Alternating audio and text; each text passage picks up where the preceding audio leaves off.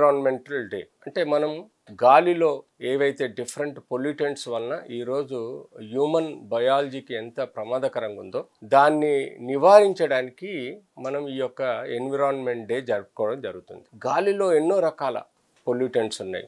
Dust pollutants ఉన్నాయి, air pollutants ఉన్నాయి, sound pollutants ఉన్నాయి, అంతేకాకుండా వాటర్ పొల్యూటెంట్స్ ఉన్నాయి. అంతకు మించి కామన్ యూటిలిటీ ఇండస్ట్రియల్ పొల్యూషన్ ఉంది.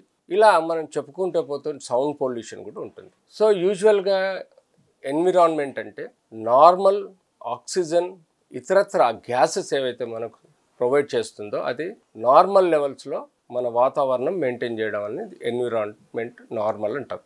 ఫిజికల్గా బయాలజికల్గా మన భూమి పైన ఏవైతే తేడాలు వస్తాయో అంటే మనకు ఈ యొక్క వాటర్ పొల్యూషన్ కానీ, సౌండ్ పొల్యూషన్ కానీ, ఇండస్ట్రియల్ పొల్యూషన్ కానీ, డస్ట్ పొల్యూషన్ కానీ ఇతరత్ర కారణాల వలన నార్మల్గా ఉండే ఆక్సిజన్ లెవెల్స్ తగ్గిపోవడం, కార్బన్ డైఆక్సైడ్ లెవెల్స్ పెరిగిపోవడం, తద్వారా హ్యూమన్కి అంటే ఊపిరితిత్తుల వ్యాధులు ఎక్కువగా రావడం, లివర్ ప్రాబ్లమ్స్ రావడం, కిడ్నీ ప్రాబ్లమ్స్ రావడం, ఆ తర్వాత ఈ పొల్యూషన్ వలన ఇండైరెక్ట్గా బ్రెయిన్, హార్ట్ కూడా అలాగే కణాలకు మన బాడీలో ఉండే చాలా స్కిన్ నుంచి అన్ని కణాలకు దెబ్బతినడం జరుగుతుంది. సో ఇటు గవర్నమెంటు అటు కామన్ మ్యాన్ ప్రతి పౌరుడి యొక్క బాధ్యత ఎన్విరాన్మెంట్ రోజు ఎలాంటి కాలుష్యం జరుగుతుంది, ఆ కాలుష్యాన్ని మనం ఎలా నివారించాలి ఈరోజు పిల్లలకి పెద్దలకి తెలియాల్సిన అవసరం ఉంది. తద్వారా పొల్యూషన్ కంట్రోల్ చేయటం వల్ల మనకు నార్మల్ జీవన శైలి పెరిగే ఆస్కారం ఉంటుంది. ఈరోజు హీట్ కూడా ఒక పొల్యూషన్గా మనం భావించడం జరుగుతుంది.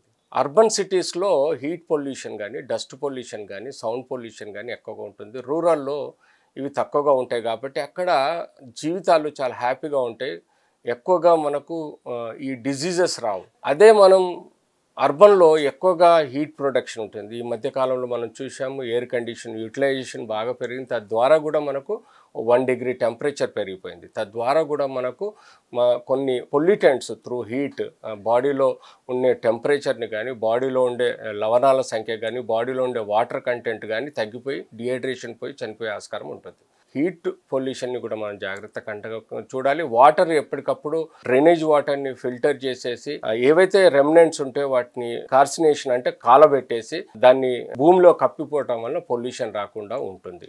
సౌండ్ పొల్యూషన్ అంటే వీలైనంత వరకు వెహికులర్ కానీ, ఇండస్ట్రియల్ కానీ సౌండ్ ఎక్కువగా రాకుండా సైలెన్సర్స్ ద్వారా కానీ లేకపోతే ఇతరత్ర ప్రక్రియల ద్వారా కూడా సౌండ్ పొల్యూషన్ని మనం కంట్రోల్ చేయొచ్చు. అంతేకాకుండా వేస్టేజ్ అంటే మున్సిపాలిటీలో, గ్రామ పంచాయతీలో అలాగే కార్పొరేషన్స్లలో ఎక్కువగా వేస్ట్ మెటీరియల్స్ మనం ఇష్టం వచ్చినట్టుగా పడేయటం వలన ప్లాస్టిక్ కానీ లేకపోతే ఇతరత్ర వేస్ట్ మెటీరియల్స్ మనం కుంటలలో, చెరువులలో, వాగులలో పడేయటం వల్ల వాటి వల్ల కూడా మనకు కొన్ని డిజీజెస్ ఉత్పన్నం లైక్ మనకు టైఫాయిడ్ లాంటి కానీ, కలరా కానీ కొన్ని వైరస్లు కూడా స్ప్రెడ్ అయ్యే ఆస్కారం ఉంటుంది. సో ఇలా మనం ఎన్విరాన్మెంట్ డే అంటే మనం వాతావరణ కాలుష్యాన్ని కంట్రోల్ చేయడం, ప్రజలకు తెలిసే విధంగా తెలియజేయడం, గవర్నమెంట్ ఇంప్లిమెంట్ చేసి కాలుష్యం పెరగకుండా చెట్లు పెంచడం, అంతేకాకుండా మనం ప్రజల్లో ఒక అవగాహన పెంచి జాగ్రత్తలు తీసుకునే విధంగా ఈ యొక్క ఎన్విరాన్మెంట్ డేను చేసుకోవడం జరుగుతుంది.